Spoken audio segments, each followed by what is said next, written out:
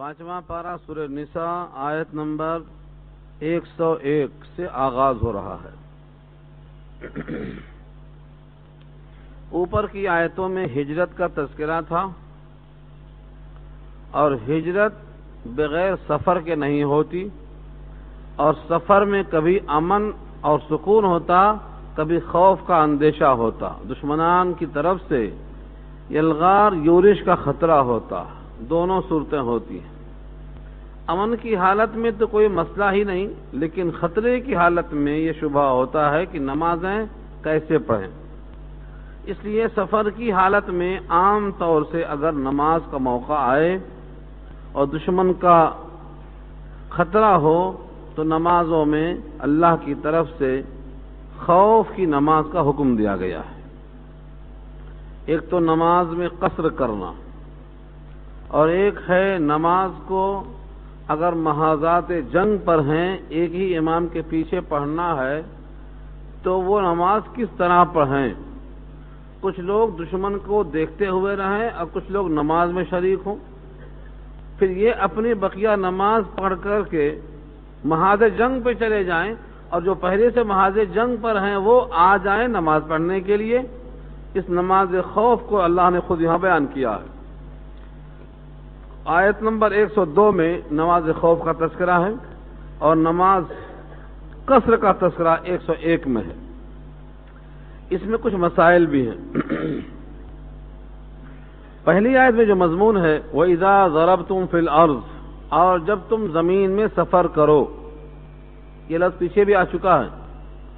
ضربہ کے معنی مارنے کے آتے ہیں، لیکن جب الارض کے ساتھ استعمال ہوگا تو سفر کرنا۔ ضربتم فی الارض کے معنی زمین میں مارنا مراد سفر کرنا۔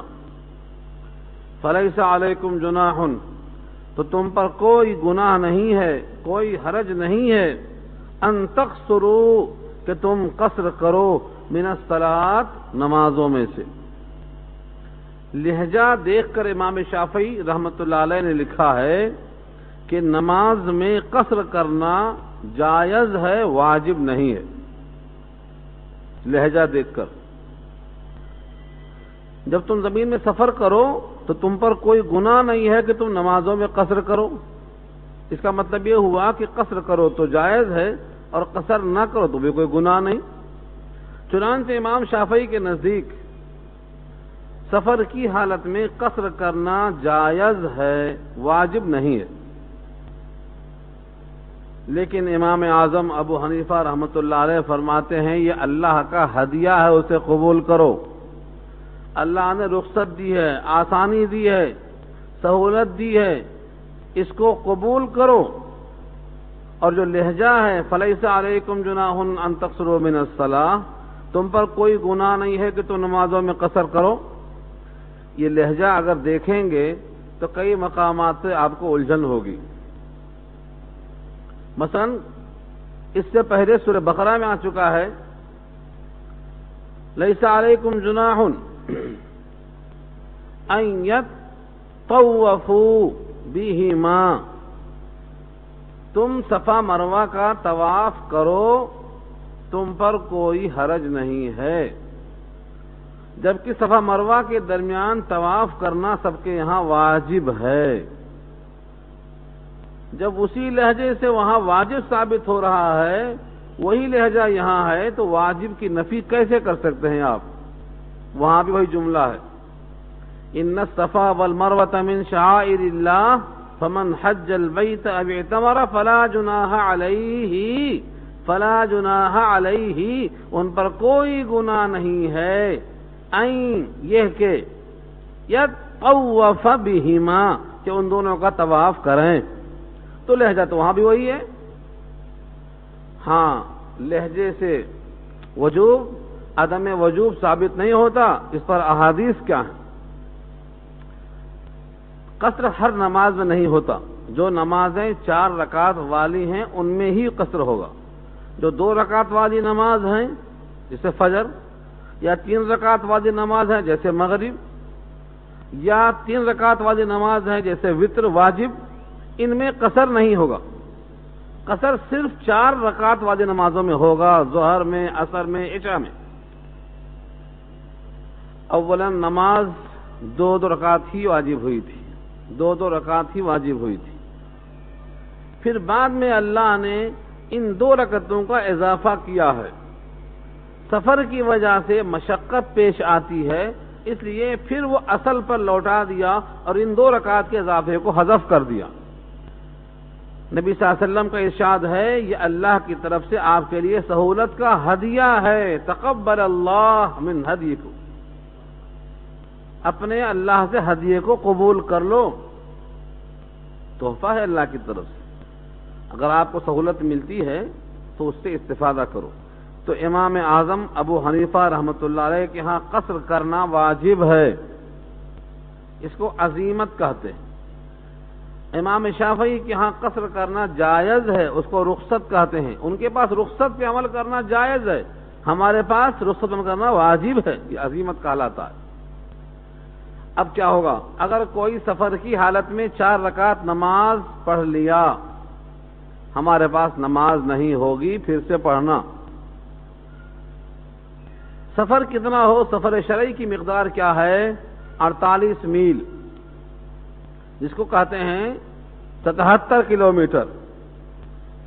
4 برد، 1 برد جو ہے اس زمانے کی مسافت کے اعتبار سے تھا۔ یہ پیروں سے جو ناپتے ہیں، 2 پیروں کے بیچ کا جو فاصلہ ہوتا ہے، ان پیروں سے ناپ کر انہوں نے برد بنایا تھا، 4 برد پہ ہوتا تھا۔ وہ 4 برد کی مقدار 48 میل ہے اور آج کے ناپنے کے حساب سے 77 کلومیٹر ہے۔ اگر اتنی زیادہ مسافت طے کرنے کا ارادہ کر کے گھر سے نکل چکا تو جیسے ہی حدود شہر سے باہر جائے گا مسافر کے حکم میں آ جائے گا، آدھے گھنٹے 10 منٹ 5 منٹ میں بھی پڑھنا ہے تو قصر ہی پڑھے گا۔ اور اگر 77 کلومیٹر سے کم کا سفر ہے، چاہے 50 کلومیٹر جا چکا، تو اس پر نماز قصر واجب نہیں ہوگی، اس سے کم میں مقدار میں واجب نہیں ہوتی۔ سفر میں جو نماز چھوٹی ہے قصر واجب ہوئی تھی، اگر گھر میں آ کر قضا کریں گے تو بھی قصر ہی کریں گے، اور گھر کی چھوٹی ہوئی نماز اگر سفر میں پڑھیں گے تو چونکہ گھر میں چھوٹی تھی پوری واجب ہوئی تھی، لہذا پوری ہی پڑھیں گے چاہے سفر میں پڑھیں گے۔ یہ سارے مسائل آپ پڑھ چکے ہیں، اس آیت میں یہ سب مضامین داخل ہیں۔ وَإِذَا ضَرَبْتُمْ فِي الْأَرْضِ فَلَيْسَ عَلَيْكُمْ جُنَاحٌ، جب تم سفر کرو زمین میں تو نہیں ہے تم پر کوئی گناہ، أَن تَقْصُرُوا مِنَ الصَّلَاةِ، کہ قصر کر لو نمازوں میں سے، کم کر دو۔ یہ بھی منمانی کم نہیں کی گئی ہے، جیسا حضور نے پڑھ کے بتایا ہے ویسا ہی کم ہوئی۔ اس میں تھوڑا سا اضافہ اور مضمون کے لحاظ سے کر دوں کہ قصر کب کب جائز ہے۔ قصر سفر کی وجہ سے جائز ہے یا حج کی وجہ سے جائز ہے؟ امام شافعی رحمۃ اللہ علیہ کہتے ہیں قصر کرنا ضروری نہیں ہے، حج کی وجہ سے بھی کر سکتے، سفر کی وجہ سے بھی کر سکتے۔ دونوں میں کیا چیزیں مشترک ہیں؟ سفر تو ایک تو وقت پر پڑھنا ہے، قصر کرنا ہے۔ دوسری ایک اور بہت اہم بحث آتی ہے، عام طور سے لوگ اس میں غلطیاں کرتے ہیں کہ ظہر کو عصر کے ساتھ ملا کر پڑھتے ہیں اور مغرب کو عشاء کے ساتھ ملا کر پڑھتے ہیں۔ اس طرح نماز کو دونوں کو ملانے کا نام ہے جمع کرنا۔ جمع بین الصلاتین بولتے اس کو عربی میں۔ جمع بین الصلاتین کی 2 شکلیں ہیں، ایک حقیقی اور ایک حقیقی نہیں بلکہ صوری، صورتن جمع۔ مثلا آپ نے ظہر کے وقت میں عصر پڑھ لیا، حقیقی جمع ہو گئی، مغرب کے وقت میں عشاء پڑھ لیا، حقیقی جمع ہو گئی۔ صورتن جمع یہ ہوتی ہے کہ آپ ظہر کو تاخیر سے آخری وقت میں پڑھو اور عصر کی نماز کو اول وقت میں پڑھو۔ مصلی پر پڑھتے ہوئے جب کوئی دیکھے گا تو کہے گا اس نے ابھی 4 پڑھا تھا پھر 4 پڑھا، دونوں کو ملا کے پڑھا۔ لیکن حقیقت یہ ہوگی کہ ظہر آپ نے ظہر کے وقت میں آخری وقت میں پڑھا اور عصر کو عصر کے وقت میں اول وقت میں پڑھا، تو یہ جمع ہوئی لیکن صورتاً جمع ہوئی، جمع سوری کہتے ہیں اس کو.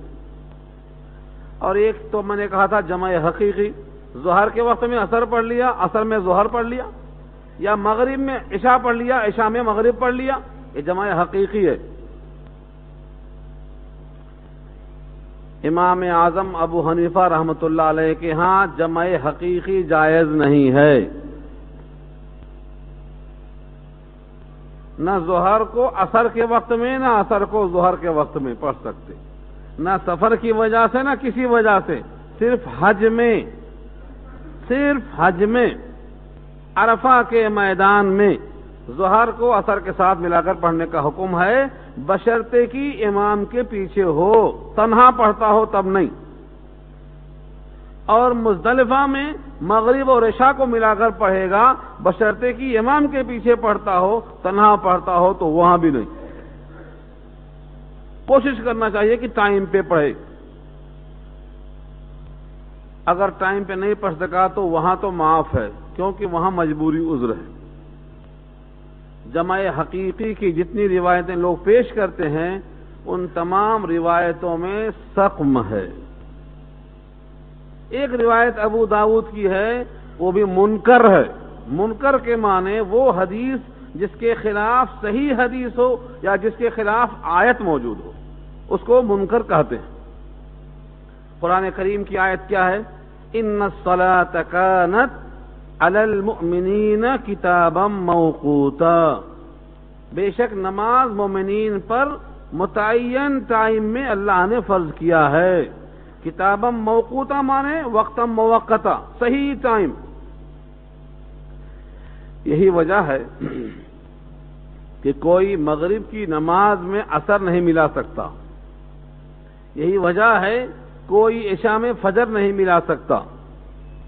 ملانے کی جتنی روایتیں لوگ پیش کریں گے وہ انہی اوقات میں ہے جن میں جمع سوری کا چانس ہے، یعنی ظہر کو مؤخر، عصر کو مقدم. یہاں گنجائش کہیں نہیں روایت ملے گی آپ کو کہ مغرب اور عشاء کے علاوہ یا ظہر اور عصر کے علاوہ آپ نے ملایا ہو، یعنی عشاء کو فجر سے ملایا ہو، نہیں ملے گی روایت. کیوں؟ کیونکہ فجر سے پہلے کا وقت ملتا ہی نہیں عشاء کی نمازوں سے، بیچ میں وقفہ ہے. کوئی چاہے کہ ہم عصر کو ملا دیں مغرب سے، نہیں ملتا، گنجائش نہیں ہے وقت میں. تو یہ تمام جمع سوری کہلاتی ہیں. احناف کے نزدیک گنجائش نہیں ہے جمع حقیقی، نہ جمع تقدیم نہ جمع تاخیر. یہ کیا ہوتا؟ جمع تاخیر ظہر کو مؤخر کر کے عصر میں پڑھنا، یہ جمع تاخیر ہے. اور ظہر کے وقت میں عصر کو ملا کے پہلے پڑھ لینا، یہ جمع تقدیم ہے. دونوں جائز نہیں ہے حنفیہ کے یہاں. جمع سوری کی گنجائش ہے، وہ بھی ظہر عصر میں، مغرب عشاء میں، سفر کی حالت میں. ہاں، سفر کی حالت میں جمع کر سکتے ہیں سوری، اور پھر اس میں قصر کر سکتے ہیں. اگلا ٹکڑا ہے ان خفتم ان یفتنکم الذین کفروا، اگر تم کو اندیشہ ہے کہ تم کو فتنے میں ڈال دیں گے وہ لوگ جنہوں نے کفر کیا، یعنی کافر تم کو فتنے میں ڈال دیں گے، اندیشہ ہے تو تم قصر کر لو. یہ جو جملہ بیچ کا ہے یہ شرط ہے. بظاہر ایسا ہونا چاہیے اگر خطرہ ہے تو قصر کرو، خطرہ نہیں ہے تو قصر مت کرو، یہ ہونا چاہیے. لیکن جمہور امت کا متفقہ فیصلہ یہ ہے کہ جس وقت قصر کا حکم نازل ہوا تھا ان دنوں میں بالعموم فتنے کا اندیشہ ہوتا تھا. حضور کی سنت ثابت ہو گئی، اب آئندہ فتنے کا اندیشہ نہ ہو تب بھی قصر ہوتا ہی رہے گا. یہ حکم ہے. لہذا یہ جو شرط ہے بیچ کی، یہ اس زمانے کے لحاظ سے چونکہ عام طور سے فتنے کا اندیشہ ہوتا تھا اس وجہ سے یہ شرط لگا دی گئی تھی، لیکن سنت متوارثہ ہونے کی وجہ سے اب اس شرط کے بغیر بھی نمازیں قصر کی جائیں گی. ان الکافرین کانوا لکم عدوا مبینا، بے شک کافر ہیں تمہارے واسطے کھلے ہوئے دشمن. کھلا ہوا دشمن شیطان ہے اور کافر ہے. اب یہاں سے نماز خوف کا تذکرہ، تھوڑا توجہ چاہیے. اگر آپ سوتے ہوئے سنیں گے تو نہیں سن سکتے. پڑھے کبھی آپ قل یا ایھا الکافرون لا اعبد ما تعبدون، ولا انتم عابدون ما اعبد ولا انا عابد ما عبدتم ولا انتم عابدون ما اعبد لكم. 4 دفعہ جو جملہ آیا ہے نا اور مطلب بیان کرنے میں گڑبڑ کر دیتے. تو جیسے اس میں 4 دفعہ آیا ہے نا، اس نماز میں بھی 4 دفعہ ایسا ہی آئے گا. یہ مثال دے رہا ہوں سمجھانے کے لیے، تاکہ توجہ کے ساتھ سنیں اور 4 مرحلے سمجھ میں آ جائیں. پہلی بات تو یہ ہے کہ نماز خوف میں 4 رکعت والے کو 2 رکعت کر دیں گے. سفر کی حالت میں ہے، اگر سفر کی حالت میں نہیں ہے تو عام طور سے نماز خوف کا حکم نہیں ملتا. سفر کی وجہ سے قصر ہو جائے گا، کی نماز ہے 2 رکعت ہو جائے گی، رکعت والی ہے تو 3 ہی رہے گی. وَإِذَا كُنْتَ فِيهِمْ فَأَقَمْتَ لَهُمُ الصَّلَاةَ، اور جب آپ ان میں ہوں، كُنْتَ فِيهِمْ، اس پر آپ سوچیں گے تو بڑا مزہ آئے گا. وَإِذَا كُنْتَ فِيهِمْ، اور جب آپ ان میں ہوں، یہ کون مخاطب ہیں؟ جن کے قلب پر یہ آیت نازل ہوئی تھی، وہ ذات اقدس محمد مصطفیٰ صلی اللہ علیہ وسلم مراد ہے اس سے. وَإِذَا كُنْتَ فِيهِمْ، اور جب آپ ان میں ہوں، یعنی اس غزوے میں، اس سریے میں، اس جہادی لشکر میں آپ خود موجود ہوں، تو 2 جماعت بن سکتی کیا؟ تم 2 رکعت اس امام کے پیچھے پڑھ لو اور یہ لوگ 2 رکعت ان کے پیچھے پڑھ لیں گے. سب چاہیں گے نبی کے پیچھے پڑھیں، کون چاہے گا الگ پڑھنا؟ سب چاہیں گے ہماری 2 رکعت نبی کی اقتداء میں ہو، سب چاہیں گے، سب خواہش کریں گے. اس لیے موقع آئیے، ورنہ کہیں گے 4 آدمی 1 مرتبہ پڑھ لو، 6 آدمی 1 مرتبہ پڑھ لو، 2 بار جماعت کر لو، مسئلہ ختم ہو جاتا یہ. لیکن آپ خود موجود ہیں اور سارا مجمع آپ کے پیچھے نماز پڑھنا چاہتا ہے تو کیا کرے؟ یہ شکل ہے. وَإِذَا كُنْتَ فِيهِمْ، اور جب آپ ان میں ہوں، فَأَقَمْتَ لَهُمُ الصَّلَاةَ، تو آپ قائم کریں ان کے لیے نماز. فَلْتَقُمْ طَائِفَةٌ مِّنْهُمْ، پس چاہیے کہ کھڑی ہو جائے. فَلْتَقُمْ طَائِفَةٌ، ایک گروہ کھڑا ہو جائے ان میں سے، معَكَ، آپ کے ساتھ. گویا فوج کے 2 حصے کر کے ایک حصہ آپ کے ساتھ نماز میں کھڑا ہو جائے، اور جو آپ کے ساتھ کھڑے ہوں وہ کیسے کھڑے ہوں؟ اپنے بچاؤ کا ہتھیار کا سامان ساتھ لے کے کھڑے ہوں نماز کی حالت میں. وَلْيَأْخُذُوا أَسْلِحَتَهُمْ، اسلحہ اردو میں استعمال ہوتا ہے. اسلحہ جمع ہے، کس کی جمع ہے؟ یہ اسلحتہم، امتعاتہم، جیسے متاع کی جمع امتع آتی ہے، ایسے اسلحہ جمع آتی ہے اس کی. اسلحتہم امتعاتہم، تو فرمایا وَلْيَأْخُذُوا أَسْلِحَتَهُمْ، اپنے اپنے اسلحہ کو اپنے ساتھ لیے رہیں. فَإِذَا سَجَدُوا، پس جب سجدہ کر چکے ہیں، یعنی 1 رکعت مکمل کر چکے ہیں، کیونکہ سجدہ ہی سے رکعت مکمل ہوتی ہے، نئی رکعت شروع ہوتی ہے قیام سے، ختم ہوتی ہے سجدے پہ.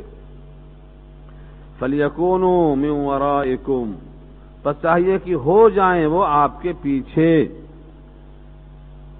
وَلْتَأْتِ طَائِفَةٌ أُخْرَىٰ، اور چاہیے کہ آ جائے دوسری جماعت، لَمْ يُصَلُّوا، جس نے اب تک نماز نہیں پڑھی، فَلْيُصَلُّوا مَعَكَ، بس چاہیے کہ وہ لوگ پڑھیں آپ کے ساتھ نماز.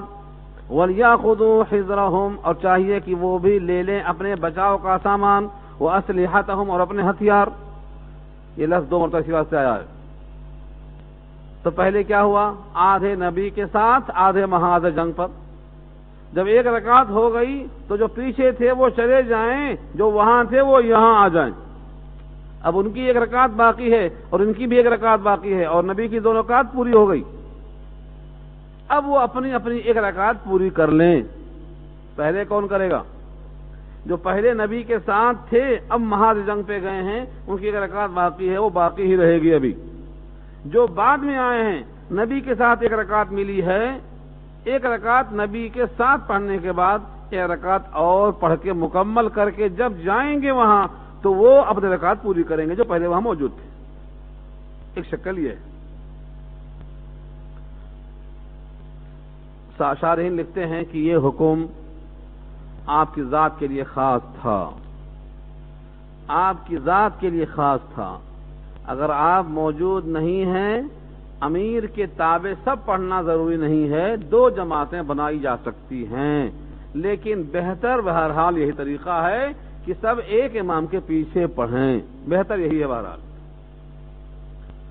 وَدَّ الَّذِينَ كَفَرُوا لَوْ تَغْفُلُونَ عَنْ أَسْلِحَتِكُمْ وَأَمْتِعَتِكُمْ.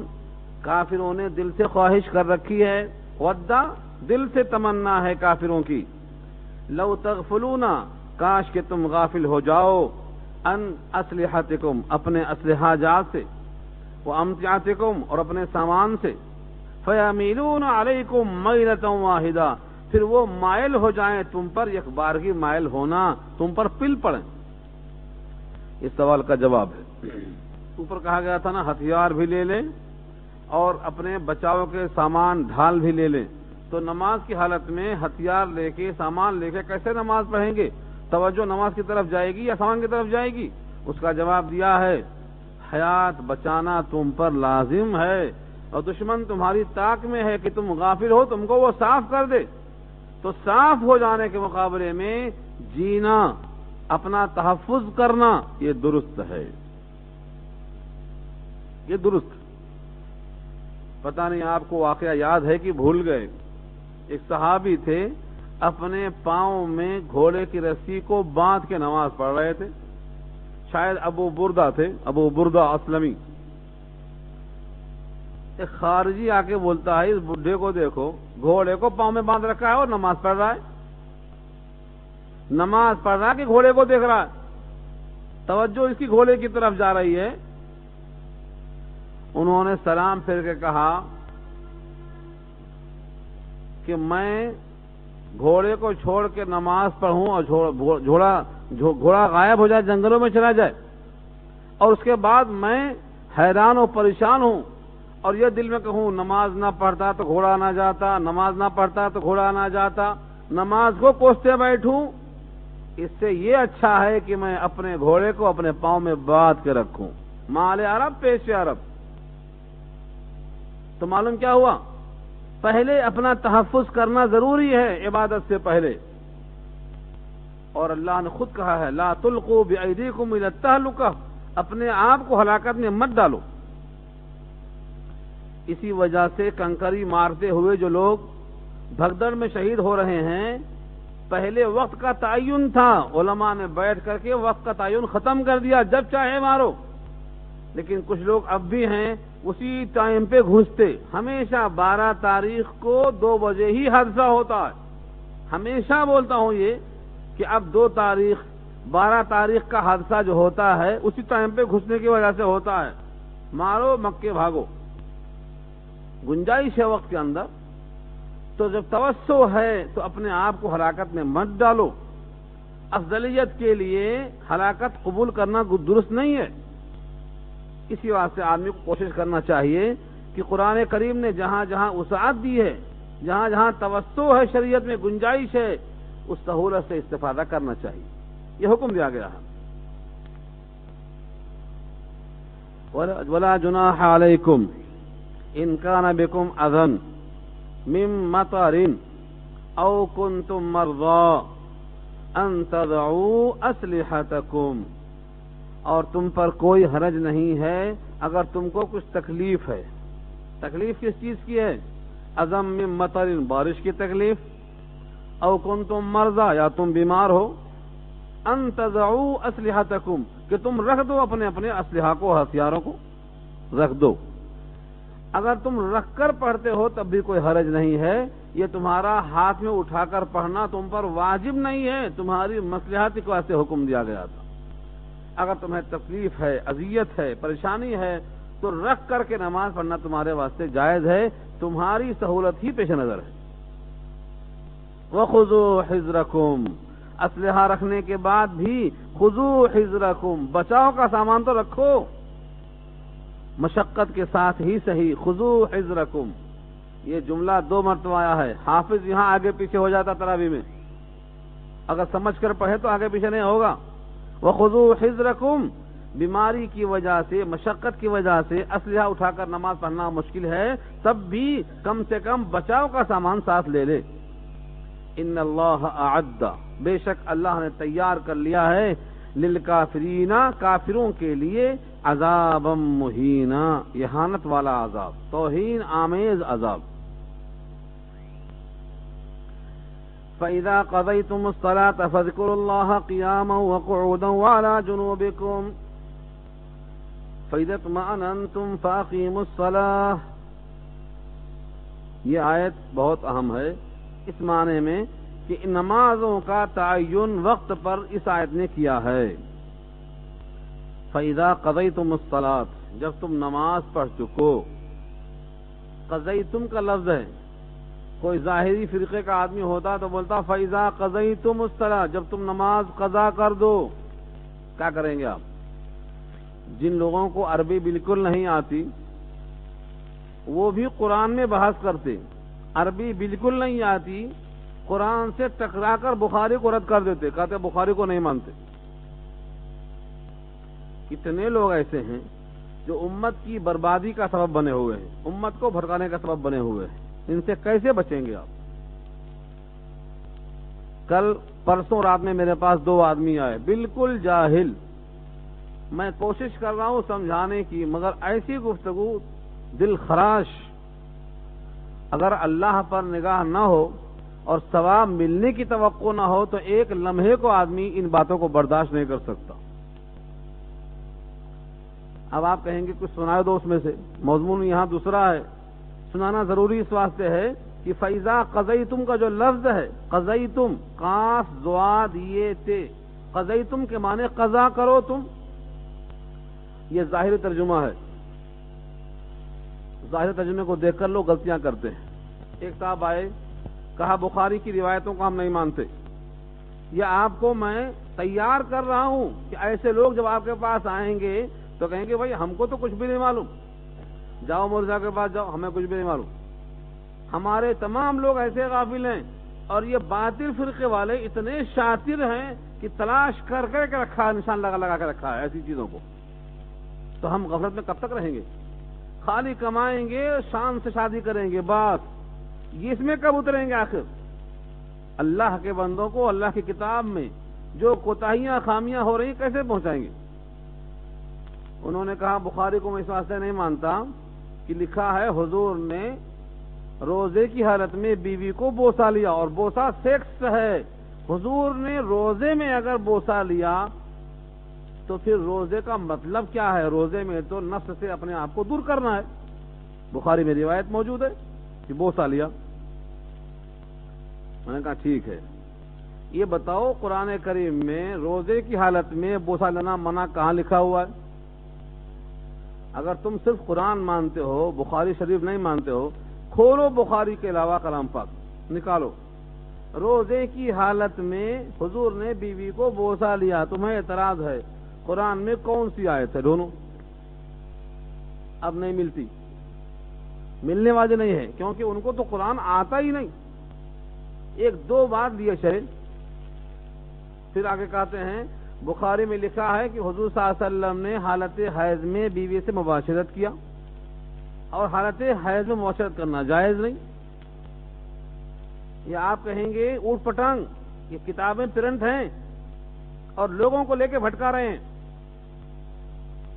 یہ ترجمہ لفظی ہوگا، مباشرت کے لفظ کے معنی ہی نہیں معلوم۔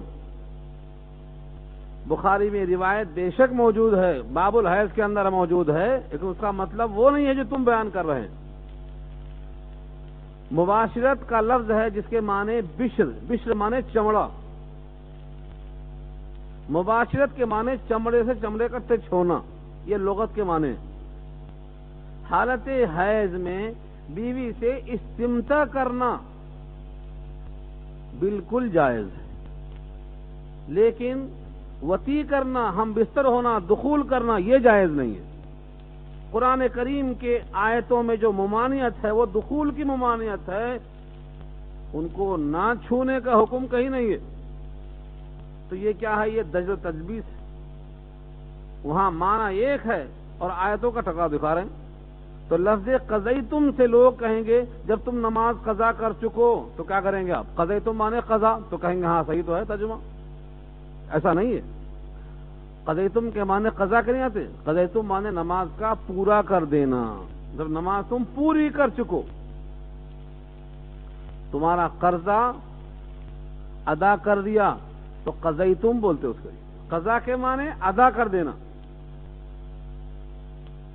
فَإِذَا قَضَيْتُمُ الصَّلَاةَ، جب تم نماز پڑھ چکو، ادا کر چکو، فَاذْكُرُوا اللَّهَ، تو اللہ کو یاد کرو، قِيَامًا وَقُعُودًا وَعَلَى جُنُوبِكُمْ، اللہ کو یاد کرو کھڑے اور بیٹھے اور لیٹے.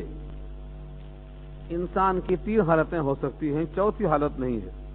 یا تو آدمی کھڑا ہوگا، یا تو آدمی بیٹھا ہوگا، یا تو آدمی لیٹا ہوگا. 3 حال ہیں، چوتھی کوئی حالت نہیں. اللہ نے ان تینوں حالتوں میں اللہ کی یاد فرض کیا. فَاذْكُرُوا اللَّهَ، اللہ کا ذکر کرو، لگ جاؤ یاد میں. قیاماً، کھڑے کھڑے، قعوداً، بیٹھے بیٹھے، وعلی جنوب، جنوب جنبن کی جمع ہے پہلو کے بل، لیتے ہوئے یاد کرو. یہاں بھی آپ لوگ اعتراض کرتے ہیں، کہتے ہیں اللہ کا یاد کرنا زبان سے ایسا مراد نہیں ہے اللہ اللہ، بلکہ ایسا اور ایسا اور ایسا. قرآن کریم کی تشریح کو از خود کر لینا ان کے یہاں مباح ہے.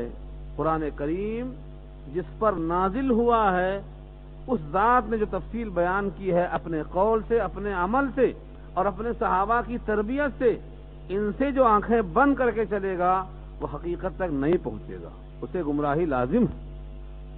قرآن جن پر نازل ہوا ہے قرآن کریم پر عمل کر کے دکھایا، زبان سے بول کے وضاحت فرمایا، عمل کرنے والی ایک پارٹی صحابہ کرام کی تیار کیا، یہ عمل تمہارے واسطے حجت ہے. ہم میں سے ہر ایک جب تک ان باتوں کو پابند رہے گا راستے پر رہے گا، اور اپنے دماغ کی اپج سے اگر آیتوں میں غور و خوض کرے گا اور صحابہ کے عمل کو اور نبی کے اقوال کو چھوڑے گا، یقیناً گمراہ ہوگا. اور اس گمراہی میں بہت سے لوگ پس رہے ہیں، نوجوان بچے بھٹک رہے ہیں جن کی عمریں ابھی 20 سال ہیں، 22 سال ہیں. ان جگہوں میں جا کر بھٹک جا رہے ہیں، جیسے اپنے بیٹے کے لیے سوچتے ہیں کہ کمائے گا کیا، کھائے گا کیا، بعد میں میرے مرنے کے بعد کیسا گزارا کرے گا. یہ بھی لازم ہے کہ ہم سوچیں ہماری اولاد ہمارے بعد کس کی عبادت کرے گی، کس طریقے پر جیے گی، کس روش پر چلے گی، کس عقائد پر گامزن ہوگی. یہ بھی ہم پر سوچنا لازم ہے. حضر الموت اذ قال لأبیہ، قرآن نے کیا کہا؟ ام کنتم شہداء اذ حضر یعقوب الموت، جب یعقوب کے پاس موت حاضر ہوئی تو انہوں نے کیا کیا، کیا کہا؟ اذ قال لبنیہ، اپنے بیٹوں کو بلا کر پوچھا، ما تعبدون من بعدی، میرے بعد کس کی پرستش کرو گے؟ کیوں پوچھا؟ میرے بعد کون سا کاروبار کرو گے، میرے بعد کون سا کھانا کھاؤ گے، کس گھر میں رہو گے، کیسی بلڈنگ بناؤ گے؟ نہیں پوچھا. پہلے پارے کی آیت گزر چکی. اور انبیاء کی سنت ہم پر لازم ہے. انہوں نے یہ نہیں پوچھا کہ کیا کھاؤ گے، کس کی بندگی کرو گے. ہم پر بھی لازم ہے، ہم اپنے بیٹوں کے لیے بڑا انتظام کرتے، دنیا کی مشقتیں جھیل کر بناتے ہیں جائیداد، تاکہ ہمارے بعد 1 پشت 2 پشت 3 پشت کھاتے رہیں. کھاتے رہنے کی فکر ہم کرتے ہیں، لیکن کھاتے رہتے اور جہنم میں جاتے رہتے تو کیا فائدہ ہوگا؟ یہ سوچنا کہ میرے بعد ان کو وہ روش ملے، وہ طریقہ ملے، وہ عقیدہ ملے، وہ راستہ ملے جو صحابہ کرام کو ملا تھا نبی کے ذریعے سے، اس کے واسطے بھی فکر کرنا پڑے گا. تو اللہ کا ذکر کرنا کھڑے ہو کر، بیٹھ کر، لیٹ کر، یہی صحابہ کا عمل ہے. ہمیشہ اللہ کو یاد کرو. آپ کو روایت یاد ہے، ایک صحابی نے پوچھا کہ اللہ کے رسول صلی اللہ علیہ وسلم، اسلام کے معمولات بہت زیادہ ہیں، مجھے ایک بتا دو، کوئی ایک نسخہ بتا دو کہ میں اس کو پکڑ لوں اور میرے واسطے کافی ہو جائے. آپ نے کہا ٹھیک ہے، اللہ کا ذکر کثرت سے کرو. اذکر اللہ، اللہ کو یاد کرو. جملہ ہے حدیث کا، لا یزاد لسانک رطبا من ذکر اللہ، تیری زبان ہمیشہ اللہ کی یاد میں تر رہے، بس جا، کافی ہے تیرے لیے، کچھ نہیں چاہیے تجھے، اللہ کی یاد میں تیری زبان ہمیشہ تربتر رہے، تجھے اللہ کی یاد آئے۔ اور اس کے آگے دوسرا قول سن لو، متقی پرہیزگار بزرگ کسے کہتے ہیں؟ کہتے ہیں جن کو دیکھ کر اللہ کی یاد تازہ ہو جائے، اسے بزرگ کہتے ہیں۔ ایسا نہیں ہے، گواہیاں ہر شے دیتی ہیں، آپ کو دیکھ کر اللہ کی یاد تازہ ہو جائے تو سمجھ لو کہ اللہ کی یاد ہونے کا ہم ذریعہ بن گئے، اور جو سبب بنتا ہے اللہ کی یاد کا، یقیناً وہ قرب میں حاصل ہوتا ہے، قریب قریب پہنچتا ہے وہ۔ تو اللہ کی یاد کثرت سے کرو۔ فَإِذَا اطْمَأْنَنْتُمْ فَأَقِيمُوا الصَّلَاةَ، جب تم اطمینان ہو جاؤ، یعنی تم کو اطمینان ہو جائے، مطمئن ہو جاؤ، خوف ختم ہو جائے، فَأَقِيمُوا الصَّلَاةَ، تو نماز قائم کرو۔ کان اللہ علیما حکیما، تہنو کے معنی آتے ہیں ہمت ہارنا، بزدل ہونا، پست ہمت ہو جانا۔ ولا تہنو، اور مت ہارو ہمت، فی ابتغاء القوم، قوم کی تعاقب کرنے میں، قوم کی تلاش کرنے میں، قوم کا پیچھا کرنے میں۔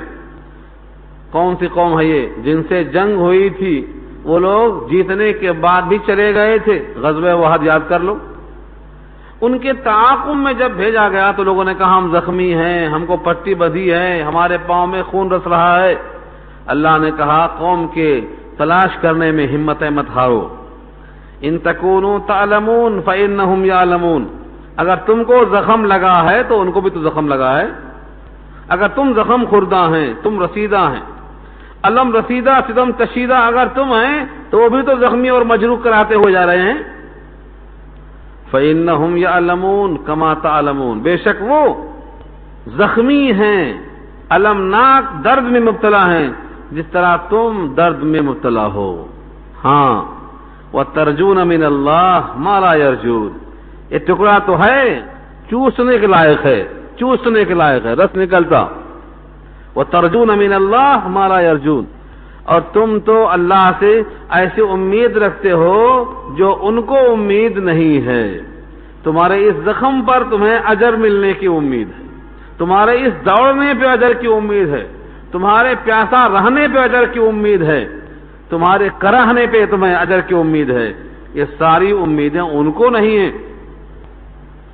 زخم برابر ہے، تکلیف اور شدت برابر ہے، لیکن تمہیں جو ملنے کی امید ہے یہ امید ان کو حاصل نہیں ہے، لہذا تمہارے واسطے پلس پوائنٹ ہے، تمہیں آگے بڑھنا پڑے گا۔ وَتَرْجُونَ مِنَ اللَّهِ مَا لَا يَرْجُونَ وَكَانَ اللَّهُ عَلِيمًا حَكِيمًا، اور اللہ ہے علم والا، حکمت والا۔ اس علم کی وجہ سے، حکمت کی وجہ سے اللہ نے آپ کو حکم دیا ہے کہ آپ ان کو تلاش کرو، اور ان کی ہمت اس سے پست ہو جائے گی۔ چنانچہ پیچھے آیت گزر چکی ہے، جب اطلاع ملی ہے ان کو کہ وہ زخم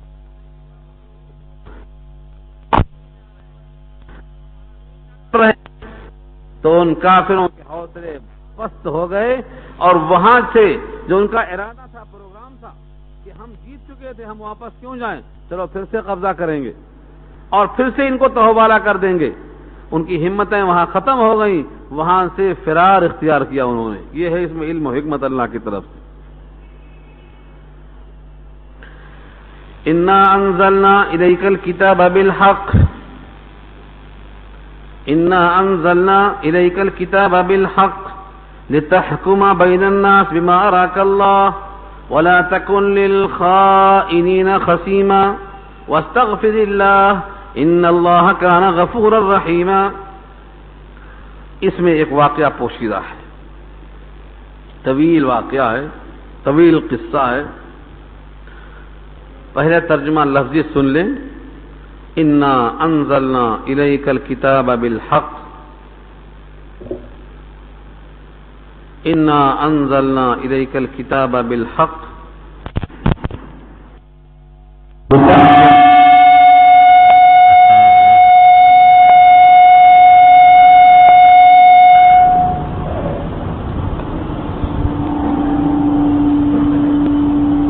إنا أنزلنا إليك الكتاب بالحق لتحكم بين الناس بما أراك الله ولا تكن للخائنين خصيما واستغفر الله إن الله كان غفورا رحيما. بے شک ہم نے نازل کیا ہے آپ کی طرف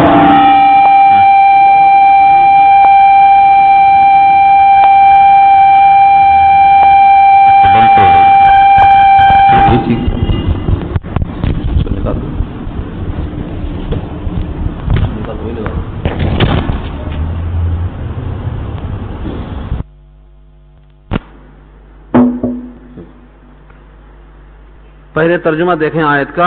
انا انزلنا الیک الکتاب بالحق، بے شک ہم نے نازل کیا ہے آپ کی طرف کتاب حق کے ساتھ. یعنی حق کے ساتھ کا مطلب واقع کے ساتھ، حقیقت کے ساتھ، جو کچھ اس میں ہے وہ سچائی کے ساتھ. لتحکما، تاکہ آپ فیصلہ کریں، بین الناس، لوگوں کے درمیان، بما اراک اللہ، اس چیز کے ذریعے جو اللہ آپ کو دکھلاتا ہے. یعنی آیتوں کے ذریعے سے جو آپ کی سوجھ بوجھ کام کرتی ہے، بصیرت، اس کے مطابق آپ فیصلہ کریں. ولا تکن، اور مت ہو جائیں، للخائنین خصیما، خیانت کرنے والوں کے لیے خصیم. خصیم کے معنی جھگڑا کرنا، طرفداری کرنا، کسی کی طرف سے مدافعت کرنا، کسی کی طرف سے بات رکھنا، یہ خصیم. خصم کے معنی آتے ہیں فریق، مخاصمہ کے معنی جھگڑا، مخاصمت کے معنی پرانے جھگڑے کی بات.